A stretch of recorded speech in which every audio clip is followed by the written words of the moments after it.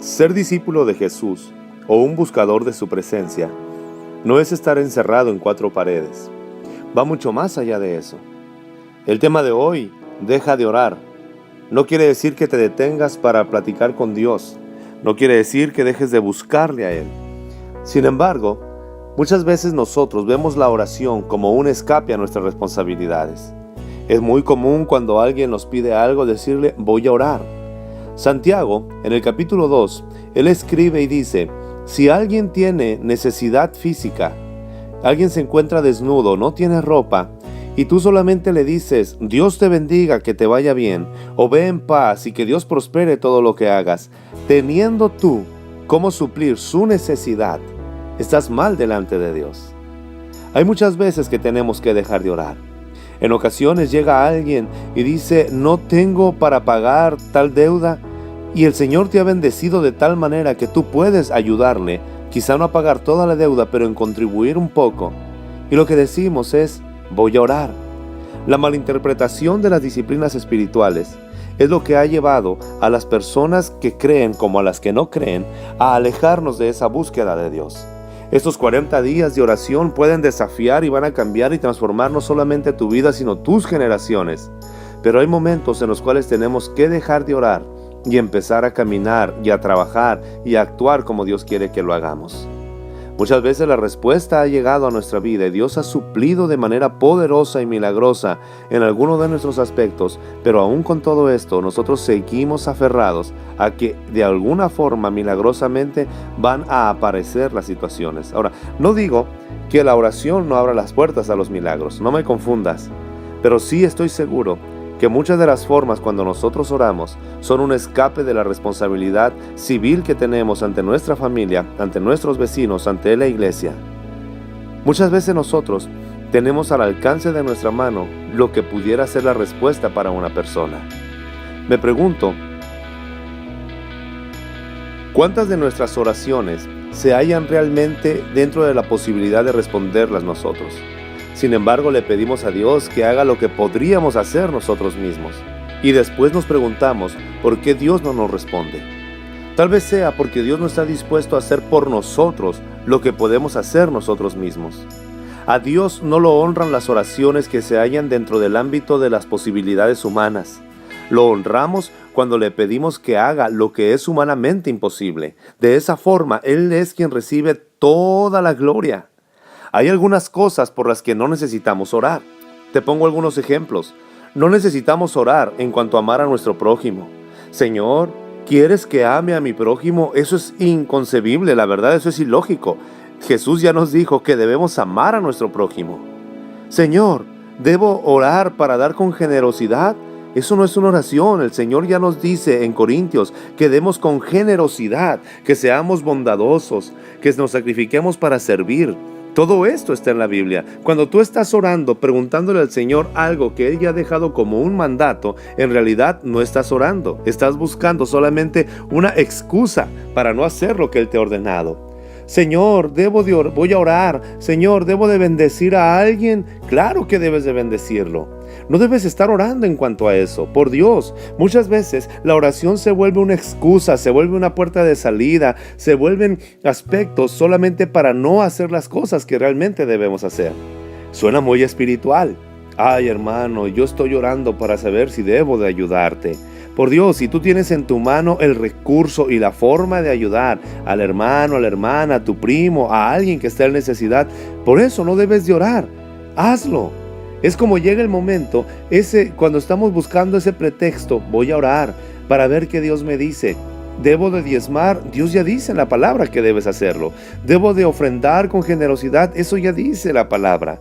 A veces nos volvemos tan espirituales, tan subjetivos, que creemos que eso honra a Dios. Cuando tú estás orando para saber si debes perdonar a alguien o no debes perdonar a alguien, déjame decirte que estás perdiendo tu tiempo. Dios nos va a escuchar esa oración y te va a dar una respuesta. Y ponemos señales y esperamos sensaciones y esperamos milagros, que Dios lo haga. Deja de hacer eso. Si tú estás orando en base a algo que ya está escrito en la palabra, debes de actuar. La Biblia nos enseña esto. Deja de orar acerca del programa y llena la solicitud, envíala. Deja de orar por el amigo que heriste y llámalo. Deja de orar por las personas que te hirieron y llámales. Te has ofendido a alguien, no tienes que estar orando, tienes que llamarles, escribirles una carta, un mensaje por un correo electrónico, de la manera en que sea, y pídeles perdón. Muchas veces vemos la oración como una excusa, como una salida, como un pretexto. Es que no he sentido nada, es que no he visto una luz, es que Dios no me ha dicho. Dios ya te habló en la palabra y te dijo que perdonaras. Déjate de preguntarle si debes de perdonar o no debes de perdonar. Si Él ya lo dice en la palabra, no hay opción. ¿Alguien te hirió en el trabajo? Rodéalo en oración, bendícelo. Jesucristo dijo, si alguien los ofende, bendícelos. No paguen mal por mal. Al contrario, venzan el mal con el bien. Hay muchas cuestiones por las cuales nosotros necesitamos levantar nuestra mirada. ¿Debo de bendecir a los misioneros? ¿Debo de bendecir al que está sirviendo? Por Dios, deja de orar en cuanto a eso. No te limites a orar solamente por alguien que sirve. Haz el cheque, haz el depósito, extiende lo que Dios ya te ha dicho que hagas. No te estés deteniendo, no veas la oración como una excusa, como un pretexto. La verdad, creo que eso aborrece el Señor. Dice Peter Marshall, uno de los capellanes en Estados Unidos, me pregunto, ¿qué sucedería si todos nos pusiéramos de acuerdo para leer uno de los evangelios hasta que llegáramos a un lugar que nos dijera que hagamos algo y que nos detuviéramos de la lectura y saldríamos a hacerlo y solo después de haberlo hecho comenzar a leer de nuevo? Es un buen desafío de este capellán. ¿Cuántas veces hemos visto la Biblia solamente como una opción? Se nos olvida que es la palabra de Dios y en ella hay muchos imperativos que debemos de cumplir. Sería un buen reto leer el Evangelio, Mateo, Marcos, Lucas o Juan, y cuando llegara el momento que nos dice de hacer algo, lo hiciéramos y después seguir leyéndolo. Espero que no me malinterprete lo que estoy diciendo. Debemos orar por todo definitivamente y poner en las manos del Señor todos los proyectos, pero en algún momento tenemos que dejar de orar para comenzar a actuar. Toda oración sincera nos lleva a una acción. Toda oración elevada al Señor nos va a llevar a no estar estáticos, sino a estar activos, porque el Espíritu de Dios es activo. Nos va a llevar a bendecir por el que estamos orando. Nos va a llevar a perdonar por quien estamos orando. Nos va a llevar a ayudar por quien estamos orando. Muchos se quedan espiritualmente estancados, precisamente en ese punto. Se nos llama a orar por todo, pero llega un momento en el cual orar puede ser una forma de desobediencia, pereza o negligencia. No podemos limitarnos a orar como si todo dependiera de Dios. También debemos actuar, y Dios mismo es el que lo va a hacer, como si dependiera de nosotros. Cuando la palabra cristianismo se convierte solamente en un título, ese cristianismo no existe. El cristianismo fue pensado desde siempre con las características de un verbo, de manera más concreta, un verbo activo. El título del libro de los Hechos lo dice todo.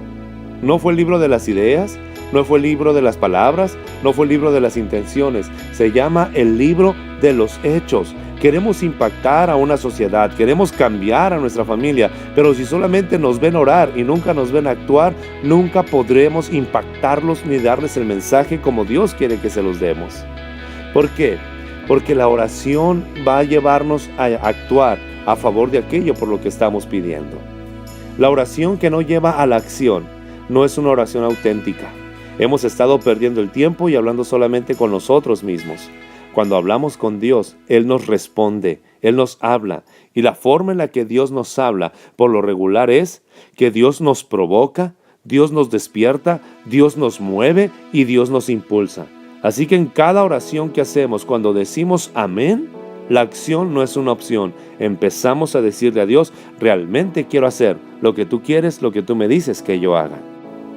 Deja de orar en base a aquello que Dios ya te ha dicho que hagas. Deja de orar y empieza a llenar esa solicitud y envíala al trabajo. Deja de orar y empieza a llamar, a mandar mensajes, a escribir cartas y a pedir perdón a las personas que has herido. No te detengas, tu crecimiento espiritual está estancado porque solamente has visto la oración como un pretexto y no quieres actuar. Por favor, inicia, hazlo ahora. Hazlo, prueba al Señor y date cuenta de todas las riquezas que Él tiene para ti. Deja de orar y empieza a bendecir a quien puedas bendecir. Haz los cheques, haz los depósitos que debas hacer. Dios te ha dicho que bendigas, hazlo. Sé generoso, sé generosa. Empieza a buscar a tus hijos, a tus padres. Empiezas a decirles cuánto les amas. Cuando todo haya sido dicho y hecho, según lo que leíamos en Mateo 25:24, Dios no nos dirá: bien dicho, siervo bueno y fiel. Tampoco dirá: bien pensado, buen siervo y fiel. Tampoco dirá: bien planificado, qué bien oraste. Tampoco nos dirá nada de eso, escucha bien. Solo nos va a elogiar de una manera, y lo dice la Biblia en Mateo 25, versículo 24. Y la palabra correcta es: bien hecho, siervo bueno y fiel. Bien hecho, sierva buena y fiel.